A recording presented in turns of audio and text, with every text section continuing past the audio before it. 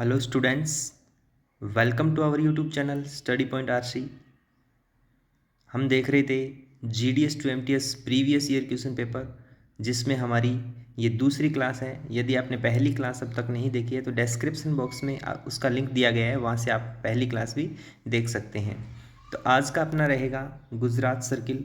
आज का अपना रहेगा गुजरात सर्किल, और हमने पीछे वाला छत्तीसगढ़ सर्किल का 2021 का पेपर किया था। प्रीवियस ईयर क्वेश्चन पेपर आपकी तैयारी को बेहतर बनाने के लिए हमने दिया है। पीछे वाले क्वेश्चंस पेपर में इंग्लिश नहीं थी, अब की बार यहाँ पे इंग्लिश भी शामिल किया गया है। इंग्लिश में भी इंग्लिश वर्जन, जिसको इंग्लिश में देखना है वो इंग्लिश वाला क्वेश्चन देख सकता है।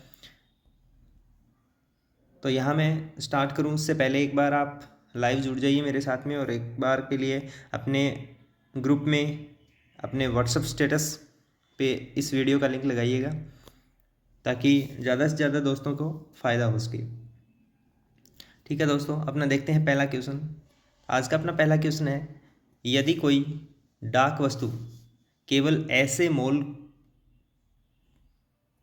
यदि कोई डाक वस्तु केवल ऐसे मोल को शामिल करने के लिए संदिग्ध पाई जाती है जो किसी अधिनियम के उल्लंघन में यातायात या डाक द्वारा प्रेषित की जा रही हो, तो उसे संदिग्ध रूप में चिन्हित करके गंतव्य में के कार्यालय को भेजा जाएगा, जहां इसे किसकी उपस्थिति में खोला जाएगा। तो आपको बताना है कि कोई वस्तु संदिग्ध पाई जाती है तो किसकी उपस्थिति में वो डाक है वो खोली जाएगी। जैसे कि मान लिया आपके पास में कोई डाक आई और वो एक संदिग्ध वस्तु लगती है, जैसे कुछ भी उसके अंदर वेपन वगैरह है, इलीगल रूप से हैं, तो वो किसके सामने आप उसको ओपन करोगे। तो इसका सही ऑप्शन क्या होगा? इसका सही ऑप्शन होगा ऑप्शन नंबर ए, प्राप्तकर्ता। इसका सही उत्तर ऑप्शन नंबर ए होगा, प्राप्तकर्ता। इंग्लिश वाला देख सकते हैं। ओके, देखते हैं फिर नेक्स्ट अपना सेकंड क्वेश्चन। निम्न में से कौन सा गलत है? यहाँ आपको गलत बताना है, तो आप जल्दी से जल्दी इस क्वेश्चन का आंसर रिप्लाई कीजिएगा चैट बॉक्स के अंदर। मैं आपके चैट बॉक्स पढ़ के नहीं बताऊंगा किसने क्या दिया है, बाकी मैं आपका देख रहा हूँ। तो ऑप्शन नंबर ए है, कीमत रत्न, आभूषण, सोना या चांदी की वस्तुएं केवल अंतर्देशीय बीमित डाक द्वारा ही भेजी जा सकती है। क्या ये कथन गलत है? तो उत्तर देना है अपने को ए। अगर सही है तो देखते हैं नेक्स्ट। सिक्के, मुद्रा या बैंक नोट केवल अंतर्राष्ट्रीय बीमित डाक द्वारा भेजे जा सकते हैं। ऑप्शन नंबर सी है, मशीन फ्रैंक वाली वस्तुओं को लेटर बॉक्स में पोस्ट नहीं किया जाना चाहिए। ये किया जा सकता है। ऑप्शन नंबर डी है, हर पत्र, पैकेट या पार्सल पर कम से कम 3 डाकघरों की तारीख की मोहर लगनी चाहिए।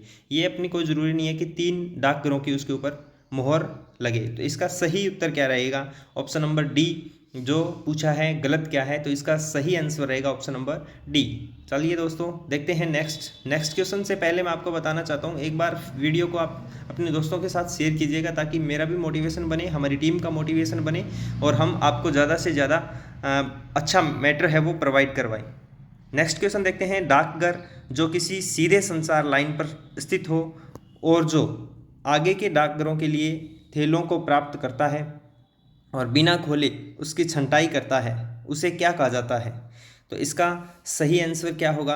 आप जल्दी से जल्दी कमेंट बॉक्स में कीजिए। क्वेश्चन नंबर 3 का राइट आंसर आपको बताना है।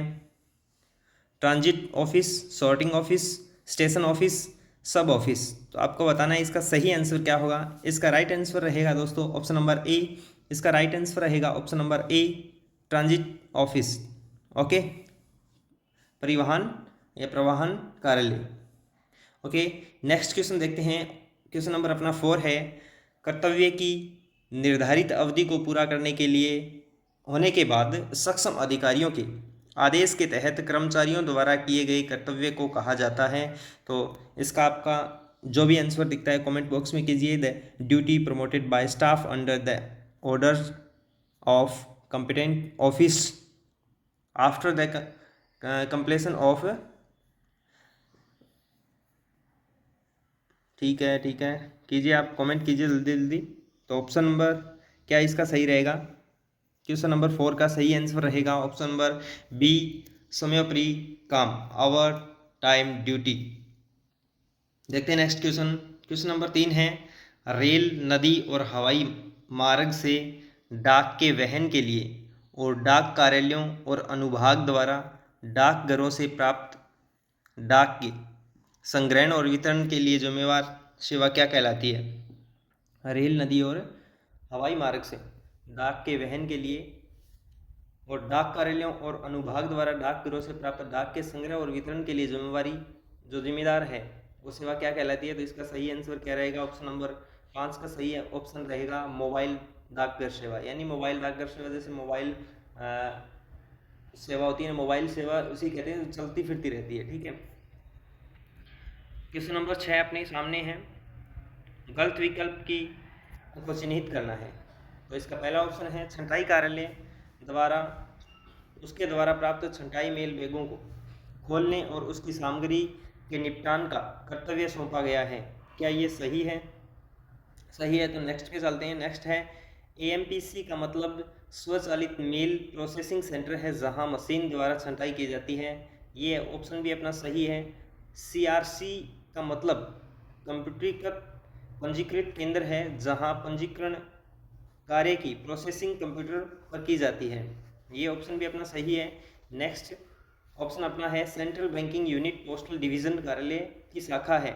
Central banking unit postal division कार्यालय की शाखा है।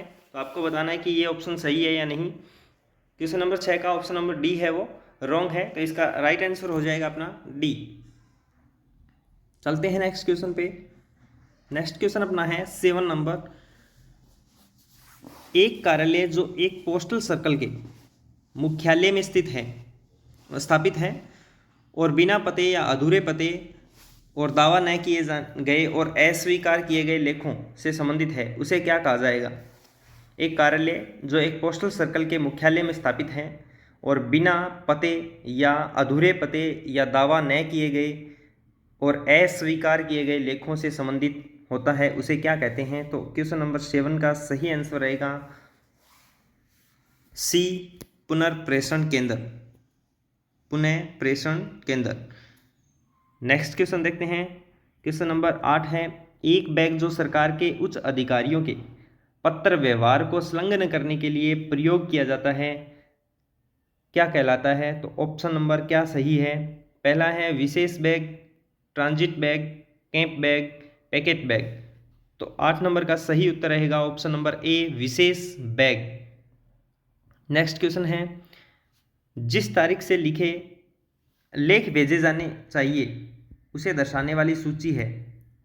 जिस तारीख से लेख भेजे जाने चाहिए उसे दर्शाने वाली सूची क्या होती है? क आदेश, ख आदेश, दे डाक सूची, छंटाई सूची।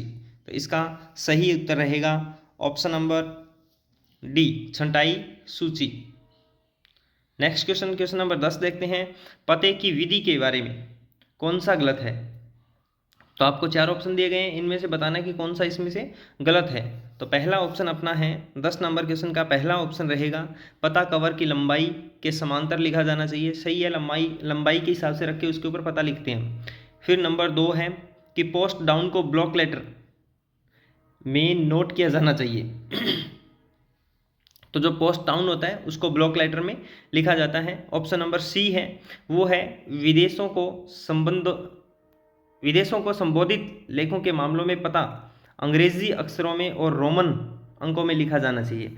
रोमन का यहाँ कोई विशेष नहीं है। तो एक बार डी ऑप्शन और देख लेते हैं। ऑप्शन नंबर डी है एक वांछनीय है कि प्रेषक का पता पते की तरफ निचले बाएं कोने में लिखा जाना चाहिए। सही है, निचले बाएं कोने में ये लिखा जाता है। तो इसका ऑप्शन नंबर सी है वो गलत होगा कि उसका पता है वो अंग्रेजी और रोमन में ही लिखा जाना चाहिए। ओके, वहाँ की कॉमन भाषा में लिख सकते हैं या इंग्लिश में लिख करके भेज सकते हैं। नेक्स्ट क्वेश्चन, क्वेश्चन नंबर 11 अपना रहेगा कि सरकारी डाक लेख पर सर्विस स्टाम्प के स्थान पर साधारण डाक टिकट का प्रयोग होने पर क्या कार्यवाही की जाएगी? तो सरकारी डाक लेख पर सर्विस स्टाम्प के स्थान पर साधारण डाक टिकट का प्रयोग होने पर क्या कार्यवाही की जाएगी? तो ऑप्शन आपको 2 दिखाई दे रहे हैं, 2 और मैं आपको दिखा देता हूँ। एक बार थोड़ी सी स्क्रीन छोटा अपना करना पड़ेगा। 11 नंबर क्वेश्चन का अभी आपको चारों ऑप्शन दिखाई दे रहे हैं, आप जल्दी से उनको रीड करें और सही उत्तर लिखें। ये जो मैं सॉल्यूशन आपको करवा रहा हूँ इसमें डीओपी के 30 क्वेश्चन, जीके के 10 क्वेश्चन और 20 क्वेश्चन मैथ के कंप्लीट मैं यहाँ सॉल्यूशन करवा रहा हूँ। ये आपके एमटीएस, मेल गार्ड और पोस्टमैन तीनों सर्विस के लिए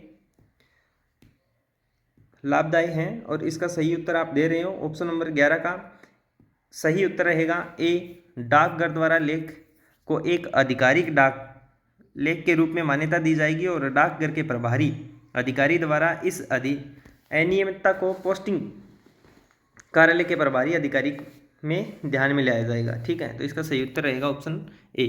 देखते हैं नेक्स्ट क्वेश्चन। क्वेश्चन नंबर 12 अपना है, पोस्टल सर्कल के नामों और उनके मुख्यालयों का निम्नलिखित में से कौन सा युग्म है वो गलत है। तो हमें यहाँ बताना है कि पोस्टल सर्कल का नाम दे रखा है और उसका मुख्यालय दे रखा है, तो कौन सा सम्मिलित नहीं है, यानी कौन सा किसके आगे गलत लिखा गया है वो आपको बताना है। तो 12 नंबर का सही उत्तर आप बताइएगा।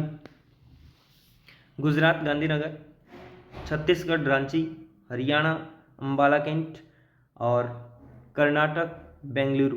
तो यहाँ ऑप्शन नंबर सी है वो रॉन्ग रहेगा कि हरियाणा है वो अम्बाला कैंट नहीं है। सॉरी, हरियाणा अम्बाला कैंट है, इसमें ऑप्शन नंबर सी रहेगा। कौन से 1 और 2 नंबर जो है वो गलत है। गुजरात गांधीनगर नहीं है और छत्तीसगढ़ रांची नहीं है।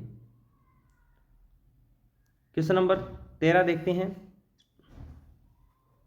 मोबाइल डाकघरों के संबंध में निम्नलिखित में से कौन सा कथन गलत है। मोबाइल डाकघरों के संबंध में, मोबाइल डाकघर है वो चलते फिरते रहते हैं इधर उधर। ठीक है, तो 13 नंबर का कौन सा है वो कथन गलत रहेगा। देर से पोस्टिंग की सुविधा प्रदान करने में अभिप्रेत है, सही है। देरी से कोई हो जाए तो मतलब ये तो मैंने आपको बताई थी मोबाइल सेवा। ठीक है, जैसे कि मोबाइल सेवा वायु प्रदूषण वाले लगाए रखते हैं किसी भी रोड के पास में, वो मोबाइल सेवा के रूप में है। वैसे अपना पोस्ट ऑफिस भी है। रविवार और डाक अवकाश के दिन बंद रहेंगे, गलत बताना है। इसमें ऑप्शन नंबर सी है। सरफेस और एयरमेल के पंजीकृत लेख बुक पर कर सकते हैं, वीपी को छोड़ करके। ऑप्शन नंबर डी है, सभी पंजीकृत लेख और बीमाकृत लेख बुक करेंगे। तो 13 नंबर का क्या सही हो, गलत क्या है वो हमें बताना है। तो ऑप्शन नंबर डी है इसका गलत रहेगा। क्वेश्चन नंबर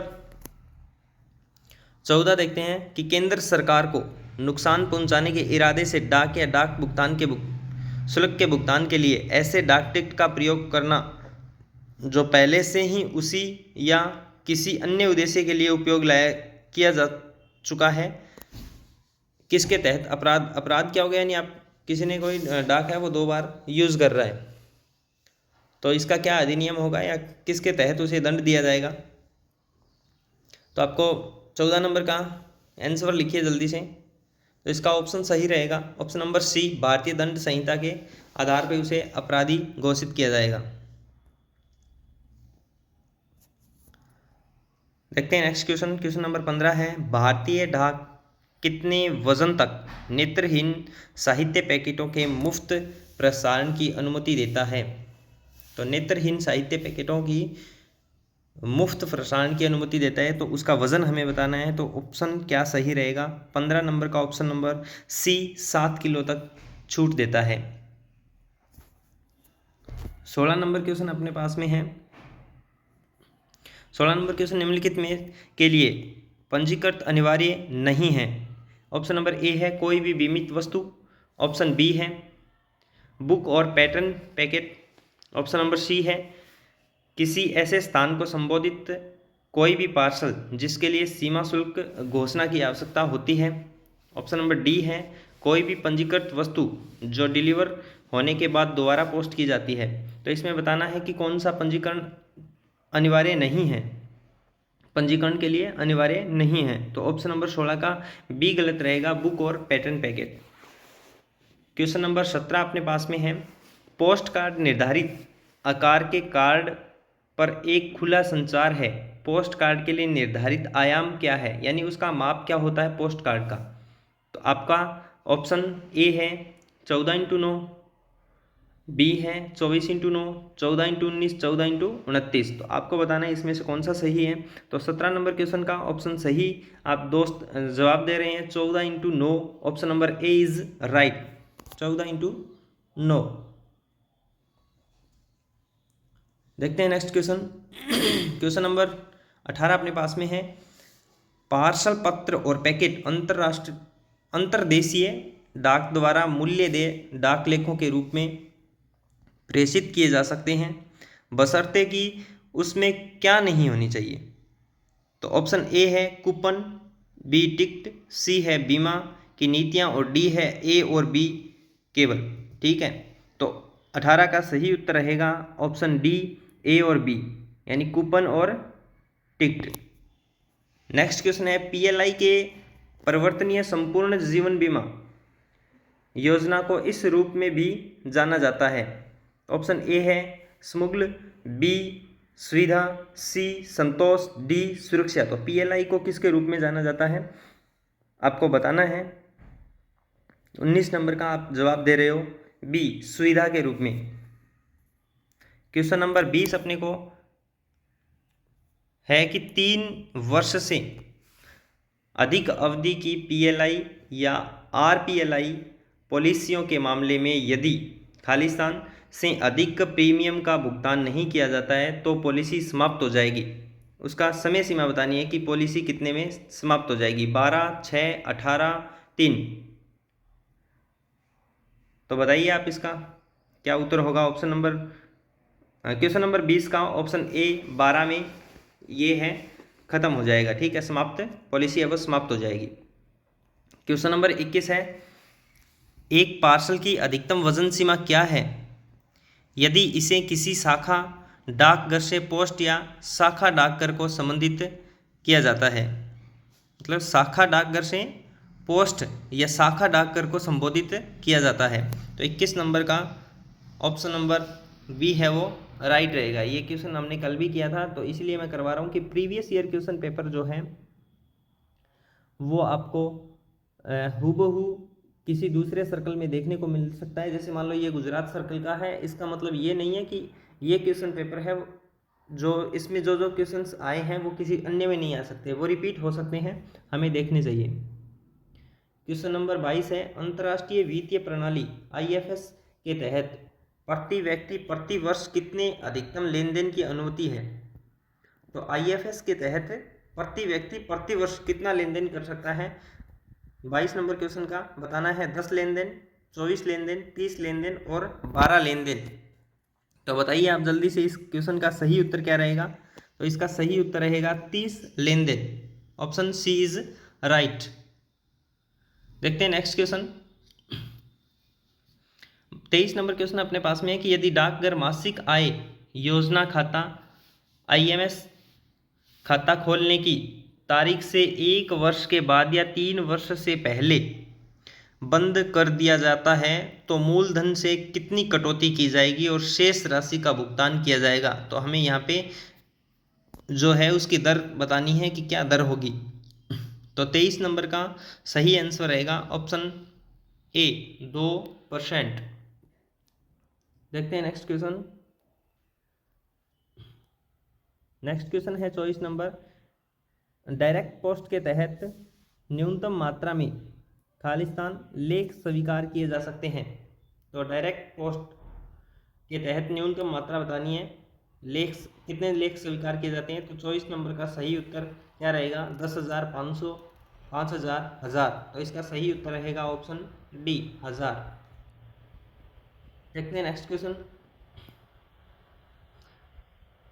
नेक्स्ट क्वेश्चन है, फिलेटली की पहुंच बढ़ाने के उद्देश्य से किए गए प्रयासों को सुदृढ़ करते हुए दीनदयाल स्पर्श योजना डाक विभाग की एक छात्रवृत्ति योजना है जिसे दीनदयाल स्पर्श योजना कहा जाता है। यह स्पर्श का पूर्ण, यहाँ स्पर्श का क्या अर्थ है, स्पर्श का हमें यहाँ अर्थ बताना है। तो बताइए इसका सही उत्तर क्या होगा। 25 नंबर का 25 नंबर का मैं आपको बता देता हूँ, आप जल्दी से यहाँ पढ़ के एक बार कमेंट कीजिए कि इसका सही उत्तर क्या रहेगा। इंग्लिश में जिसको चाहिए वो इंग्लिश वाला अपना पढ़े और पढ़ने के बाद दे सकता है, क्योंकि इंग्लिश में ये इसलिए नहीं पढ़ रहा हूँ क्योंकि दोनों लैंग्वेज में यदि पढ़ेंगे तो टाइम भी दुगना लगेगा और आपका ये कंप्लीट भी नहीं हो पाएगा, क्योंकि मैं एक बार इंग्लिश पढ़ूंगा फिर दूसरी बार फिर मैं हिंदी पढ़ूंगा। हिंदी और इंग्लिश दोनों पढ़ने के लिए फिर वीडियो काफ़ी ज़्यादा लंबा हो जाता है, अपलोड करने में भी ज़्यादा दिक्कत रहती है। तो 25 नंबर का सही आंसर रहेगा अपना, दोस्त दे रहे हैं जवाब। तो 25 का सही उत्तर है C, scholarship for promotion of aptitude and research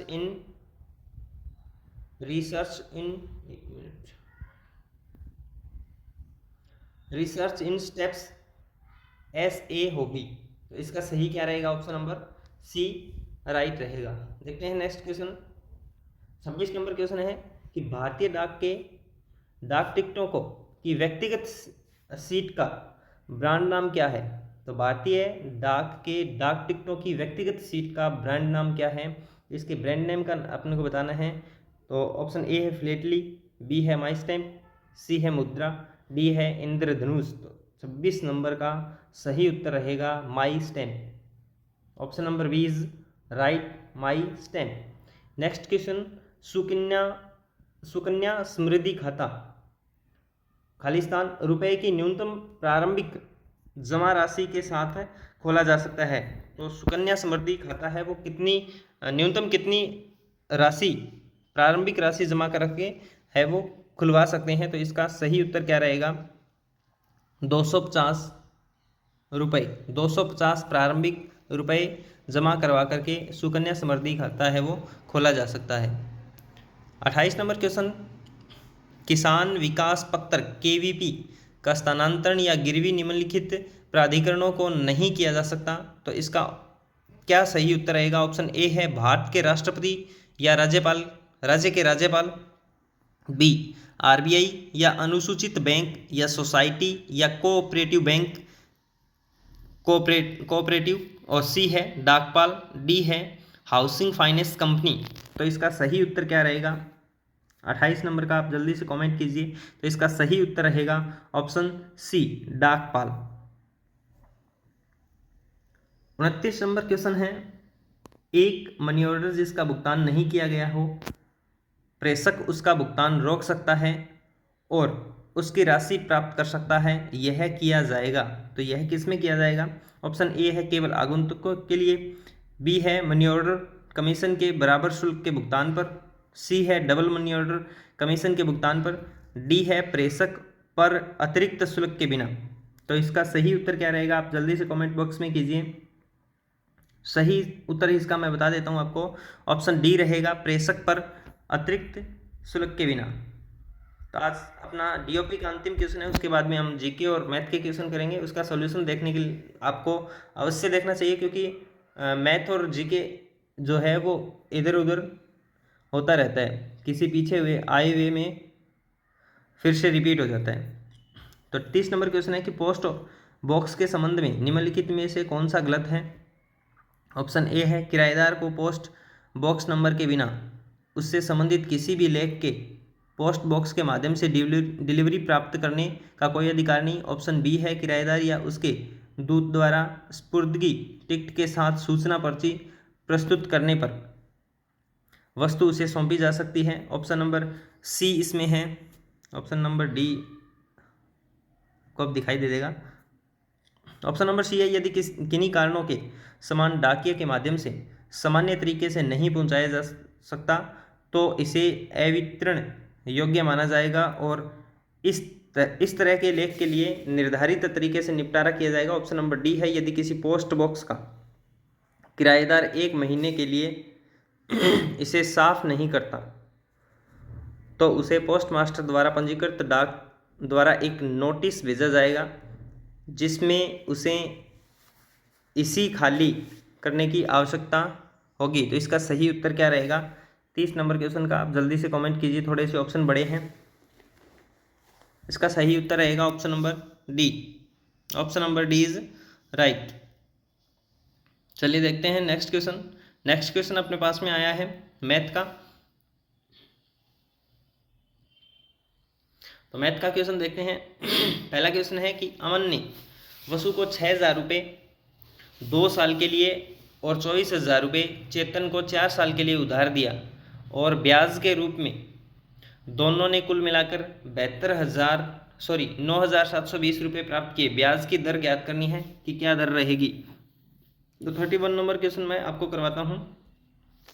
देखिए कि वसु है उसने तो 6,000 रुपये, तो हमें सबसे पहले तो पता है कि जो साधारण ब्याज है वो किस तरीके से निकालते हैं। साधारण ब्याज निकालते हैं PRT/100, यानी साधारण ब्याज है वो मूलधन गुणा दर गुणा समय। तो यहाँ पे मूलधन कितना है 6,000 रुपये और प्लस इंटू 2 साल के लिए, और यहाँ पे हमें ब्याज नहीं दिया गया, ब्याज की दर नहीं देगी तो x मान लेते हैं और अपॉन में क्या कर देते हैं 100, ये अपना फॉर्मूला है। उसके बाद में देखो दूसरी राशि थी अपनी 24,000 रुपये की, 24,000 रुपये की, इसको कितने साल के लिए दिया, इसको दिया था 4 साल के लिए, और इस पे दर क्या थी, इस पे भी x दर थी, ठीक है, और 100 अपॉन में आएगा, ठीक है। इससे जो ब्याज प्राप्त हुआ था वो प्राप्त क्या था 9,720 रुपये। हमने पहली राशि का ब्याज और दूसरी राशि का ब्याज हमने जोड़ा तो कितना आया था, इसका 9,720 आया था। अब इसको जितने कैंसिल आउट होते हैं कैंसिल आउट कर लेते हैं, ठीक है। फिर ये हो गया 120 x और प्लस में ये हो गया 960 x और इक्वल्स टू कितना आ गया 9,720। ये अपना हो जाएगा कितना 1,080 x और बराबर में कितना हो जाएगा 9,720। x बराबर निकालेंगे, x बराबर निकालेंगे तो इसमें भाग देना पड़ेगा ना किसका 1,080 का। जब 1,080 का भाग देंगे तो अपने पास में आएगा 9। इसका मतलब अपना कितना प्रतिशत ब्याज था, ब्याज की दर क्या थी, ब्याज की दर थी 9%, ठीक है। एक बार दोबारा से बता देता हूँ कि पहले राशि 6,000 2 वर्ष के लिए दिया उसका ब्याज, और दूसरी राशि जो 24,000 रुपये 4 साल के लिए दिया था उसका ब्याज, दोनों का मिलाकर के 9,720 हो रहा था। तो हमने इसको इस तरीके से रख लिया और फिर आगे सॉल्यूशन कर दिया, ठीक है। चलते हैं नेक्स्ट क्वेश्चन के ऊपर। नेक्स्ट क्वेश्चन अपने पास में है 4 लड़कों की औसत ऊंचाई 160 सेमी दर्ज की गई। 4 लड़कों में से 3 की औसत ऊंचाई 164 सेमी थी, तो चौथे लड़के की औसत ऊंचाई क्या थी।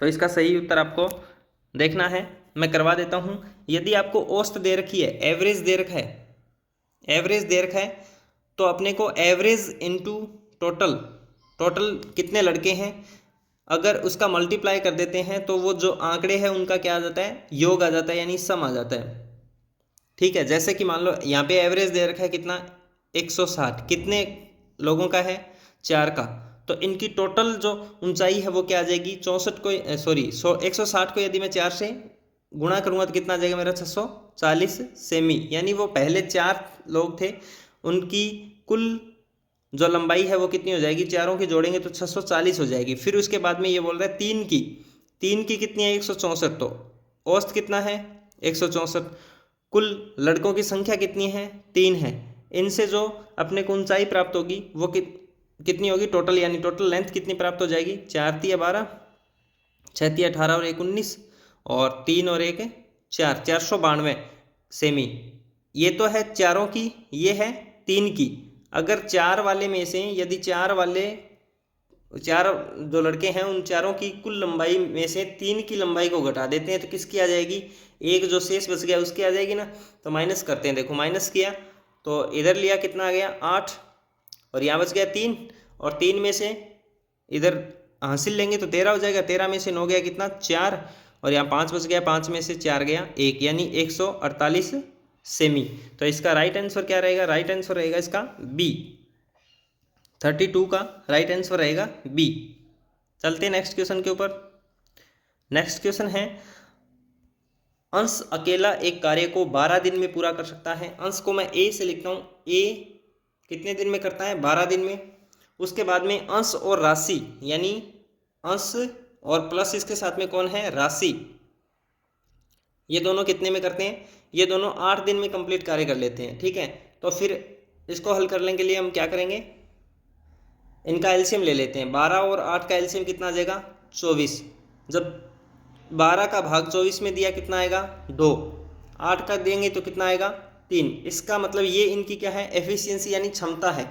ए की क्षमता कितनी है 2, और ए और आर यानी कि अंश और ये जो राशि है इन दोनों की क्षमता कितनी है 3। इसका मतलब इस 3 में 2 तो किसकी है अंश की, तो जो राशि है उसकी एफिशिएंसी कितनी हो जाएगी 1, ठीक है। कुल कार्य कितना है अपना, कुल कार्य होता है ये 24, तो इसके द्वारा कार्य कितने दिनों में किया जाएगा, तो कार्य कितना 24, इसकी एफिशिएंसी कितनी है 1, तो इसको दिन कितने लग जाएंगे 24 दिन लग जाएंगे, ठीक है। तो इसका राइट आंसर रहेगा ऑप्शन नंबर सी। देखते हैं नेक्स्ट क्वेश्चन। नेक्स्ट क्वेश्चन है अपने पास में, एक व्यक्ति 600 मीटर लंबी सड़क को 5 मिनट में पार करता है किलोमीटर प्रति घंटा के अंदर बताना है। एक बार आप ट्राई कीजिए, मैं थोड़ा सा आपको फिर से बता देता हूँ इसके अंदर क्या होता है कि देखिए, जैसे मतलब इसमें है कि मीटर प्रति सेकंड से यदि आप चेंज कर रहे हो किलोमीटर प्रति घंटा में, किलोमीटर प्रति आवर में, तो आपको 18/5 से क्या करना होता है, गुणा करना होता है। यदि आप इसको किलोमीटर प्रति घंटा आपको दे रखा है और आपको चेंज करना है किस में, मीटर प्रति सेकंड में, तो आपको गुणा करना होता है किससे, 5/18 से। देखिए किलोमीटर बड़ा होता है तो ऊपर बड़ी वाली राशि, ठीक है, और मीटर प्रति सेकंड छोटा होता है तो ऊपर मीटर छोटी वाली राशि। एक बार दोबारा से देखिए कि मीटर प्रति सेकंड को किलोमीटर प्रति घंटा में अगर चेंज करना है तो 18/5 से गुणा, किलोमीटर प्रति घंटा से मीटर प्रति सेकंड में चेंज करना है तो 5/18 से गुणा, ठीक है। इस क्वेश्चन को आप देखते हैं 600 मीटर, तो देखिए चाल ज्ञात करने के लिए अपने क्या होता है, दूरी बटा समय। दूरी कितनी है, 600। दूरी कितनी है अपने पास में, दूरी अपने पास में यहाँ दे रखी है कितनी, 600। दूरी अपने को दे रखी है 600, दूरी बटा समय होता है, समय कितना, 5। अब समय मिनट में दे रखा है, सेकंड में लेना होता है, मीटर बटा सेकंड होता है, ये क्या होता है, मीटर बटा सेकंड होता है, ठीक है। 60 मीटर बटा सेकंड है। तो अब मीटर बटा सेकंड को हमें चेंज किस में करना है, किलोमीटर बटा घंटे में चेंज करना है। किलोमीटर बटा घंटे में चेंज करने के लिए हम क्या करते हैं, 18/5 से मल्टीप्लाई करते हैं, ठीक है। 1 0 से 0 कैंसिल, और इस 60 को काटेंगे तो आ जाएगा 10, और इसको 5 से काटेंगे तो कितना आ जाएगा अपने पास में, 2। 18 दूआ 36/5, अब 36 में 5 का भाग देंगे तो कितना आ जाएगा, 7.2 किलोमीटर प्रति घंटा, ठीक है। तो 600 बटे यहाँ पे 5 मिनट थी, मिनट को हमने सेकंड में बदलने के लिए 60 का गुणा कर दिया, और इसको मीटर प्रति सेकंड था, किलोमीटर प्रति घंटा में बदलने के लिए किससे और मल्टीप्लाई कर दिया, 18/5 से कर दिया, ठीक है। देखते हैं नेक्स्ट क्वेश्चन। नेक्स्ट क्वेश्चन ये बोल रहे हैं कि 15 कुर्सियों की कीमत 243 है, तो 15 की कीमत कितनी, 243। एक की कीमत कितनी, 243/15। 70 की पूछी है, 70 की कीमत कितनी, 70 की कीमत अगर हमें ज्ञात करनी है तो इसको किससे मल्टीप्लाई कर देंगे, 70 से कर देंगे, ठीक है। तो 5 से कैंसिल आउट करूँ तो ये कट जाएगा 3 से, 14 5 70, और इसको अगर और काटना चाहें तो ये हो जाएगा 7 3 21, और बच गया कितना, 2 8 3 24, यानी कि 78 × 14। जब हम 78 × 14 करेंगे तो अपने पास में कितना आ जाएगा, वही इसका क्या होगा, आंसर होगा। तो आप जल्दी से इसका आंसर कमेंट बॉक्स में करते रहिएगा। कमेंट बॉक्स भी साथ साथ में होना चाहिए ताकि दोस्तों का ऐसे मनोबल रहे, आपका भी मनोबल रहे कि इसका क्या उत्तर होता है। तो इसका सही उत्तर क्या था, इसका सही उत्तर हो जाएगा ए 1092। देखते हैं नेक्स्ट क्वेश्चन। नेक्स्ट क्वेश्चन अपने पास में है, जीके के क्वेश्चन स्टार्ट हो चुके हैं अपने पास, बीच बीच में आ रहे हैं, मैथ कंप्लीट नहीं हुआ है, 1 2 क्वेश्चन नीचे भी मिलेंगे अपने को। तो 36 नंबर क्वेश्चन अपने पास में है। ये बोल रहा है कि भूवैज्ञानिक इतिहास के अनुसार निम्नलिखित में से कौन सा पर्वत सबसे पुराना है। तो सबसे पुराना पर्वत कौन सा है वो बताना है, नीलगिरी, ऑप्शन बी अरावली, सी विंध्य, और डी है सतपुड़ा रेंज। तो इसका सही उत्तर क्या रहेगा, इसका सही उत्तर होगा ऑप्शन नंबर बी, अरावली है वो सबसे पुरानी है। ऑप्शन नंबर बी इसका राइट आंसर है। 37 नंबर क्वेश्चन देखते हैं, कृष्णा नदी का उद्गम स्थल, कृष्णा नदी का उद्गम स्थल अपने को बताना है कि कौन सा है। अमरकटक, ताला, महाबलेश्वर और मुल्ताई। तो 37 नंबर का जल्दी से कीजिए, इसका सही उत्तर क्या रहेगा, ऑप्शन नंबर सी महाबलेश्वर। देखते हैं नेक्स्ट क्वेश्चन। क्वेश्चन नंबर 38 है, संसद की लोकसभा में निर्वाचित सदस्यों की कुल कितनी संख्या है। निर्वाचित सदस्यों की कुल कितनी संख्या है, तो संख्या बतानी है अपने को निर्वाचित की लोकसभा में। तो 38 नंबर क्वेश्चन का जल्दी से बताइए, इसका सही उत्तर रहेगा ऑप्शन नंबर ए 543। देखते हैं नेक्स्ट क्वेश्चन। नेक्स्ट क्वेश्चन है कि जब राष्ट्रपति संसद के दोनों सदनों को एक साथ संबोधित करते हैं, ऑप्शन नंबर ए आपातकालीन स्तर के दौरान इस उद्देश्य के लिए बुलाया गया, बी हर स्तर में, सी प्रत्येक आम चुनाव के बाद पहला स्तर और प्रत्येक वर्ष का पहला स्तर, ऑप्शन डी दोनों संदर्भों को कभी संबोधित न करें। तो इसमें आपको सही उत्तर बताना है, 39 का सही उत्तर होगा ऑप्शन सी प्रत्येक आम चुनाव के बाद पहला स्तर क्या होना चाहिए, पहला स्तर, और प्रत्येक वर्ष का पहला स्तर। देखो जब आम चुनाव हुए उसके बाद में उनका पहला स्तर स्टार्ट हुआ तब, और प्रत्येक साल का जो पहला स्तर होगा तब राष्ट्रपति संसद के दोनों को संबोधित करेंगे। नेक्स्ट क्वेश्चन, राष्ट्रीय बालिका दिवस मनाया जाता है। राष्ट्रीय बालिका दिवस कब मनाया जाता है? 40 नंबर क्वेश्चन का सही उत्तर रहेगा 24 जनवरी। Option number B is right. Next question देखते हैं, लोक चित्रकला मधुबनी किस राज्य में लोकप्रिय है? तो मधुबनी किस में लोकप्रिय है बताइए आप जल्दी से। इसका सही उत्तर रहेगा ऑप्शन सी, बिहार में। 42 नंबर क्वेश्चन आपके सामने है, कश्मीर का शास्त्रीय संगीत सूफियाना कलाम किस स्थान से जम्मू कश्मीर आया था? तो जम्मू कश्मीर है वो सूफियाना कलाम किस स्थान से आया था, उस स्थान का नाम बताना है। फ्रांस, इटली, यूनान, ईरान। तो 42 नंबर क्वेश्चन का सही उत्तर रहेगा ईरान से, ईरान। नेक्स्ट क्वेश्चन है, भारत के राष्ट्रीय गीत की रचना किसके द्वारा की गई थी, किनके द्वारा की गई थी? 43 नंबर क्वेश्चन का सही उत्तर रहेगा option B, Bankim Chandra Chatterjee. 44 number question है कि भारतीय स्वतंत्रता संग्राम के संदर्भ में निम्नलिखित में से कौन सा कथन सही नहीं है? नंबर ए, रॉलेट एक्ट ने एक लहर को लोकप्रिय आक्रोश जगाया और जलियांवाला बाग नरसंहार का कारण बना। बी नंबर, सुभाष चंद्र बोस ने फॉरवर्ड ब्लॉक का गठन किया। ऑप्शन नंबर सी है, Bhagat Singh Hindustan republican socialist association के संस्थापकों में से एक थे। ऑप्शन नंबर डी है, 1931 में कराची में कांग्रेस अधिवेशन ने गांधी इरविन समझौते का विरोध किया। तो इसका सही उत्तर क्या रहेगा? 44 का सही उत्तर रहेगा ऑप्शन नंबर। इसमें यह पूछा है कि कथन सही नहीं है, तो सही नहीं है ऑप्शन नंबर डी इसका सही नहीं है। 45 नंबर क्वेश्चन है, नर्मदा नदी का उद्गम, नर्मदा नदी है उसका उद्गम कहाँ से होता है? स्तूपड़ा, अमरकटक, ब्रह्मगिरी और पश्चिम घाट की ढलान से। तो यहाँ पे अपने को दूसरा क्वेश्चन है वो नदी के उद्गम से देखने को मिल रहा है। तो नदी के उद्गम स्थान है वो आप अच्छे से याद करके जाइएगा। तो 45 नंबर का सही रहेगा, अमरकटक की पहाड़ियों से इसका उद्गम होता है नर्मदा नदी का। नेक्स्ट क्वेश्चन फिर से अपने पास में है, मैथ का आया है। तो इसमें दे रखा है 8059 और माइनस में 7263 और equals to question mark into इसने दे दिया है 40। तो यहाँ सबसे पहले हम कर लेंगे इनका क्या, माइनस। तो सबसे पहले इनका माइनस करेंगे तो अपने पास में क्या राशि आ जाएगी? 8000 जो 59 है उसको हम माइनस कर देंगे, उसमें से माइनस कर देंगे 7263 को। तो अपने पास कर लेते हैं एक बार के लिए। हमने माइनस किया 8059 माइनस 7263, तो ये अपने पास में राशि आ जाएगी 796 और बराबर में एक क्वेश्चन मार्क को हम x मान लेते हैं, इंटू में क्या 40। अब x बराबर करना चाहेंगे तो इसमें 40 का क्या हो जाएगा, भाग लग जाएगा।